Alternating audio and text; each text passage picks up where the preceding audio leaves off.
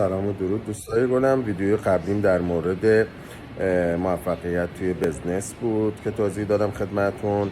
حالا بعد از اینکه از خود ایران خواستیم برای بزنس به کشورهای مختلفی حالا سفر کنیم که توضیح دادم کشور چین بود، حالا کشورهای حوزه خلیج فارس. عرضم به خدمتون که دو تا موضوع هست که حتما باید دقت بشه که خرید ملک و خرید ماشینه.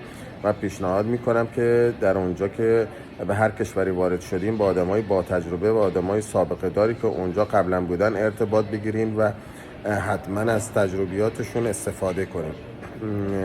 پیرو به موفقیت تو بزنس و مهاجرت، چیزی که خودم تجربه کردم، دارم یه ویدیو درست میکنم که در اینستاگرام مدت زمانش طولانی میشه. من کانال یوتیوب دارم که به زودی خدمتتون اعلام میکنم. اون ویدیو درست بشه در اختیار دوستان میذارم. موفق و پیروز باشید. خدا نگهدارتون.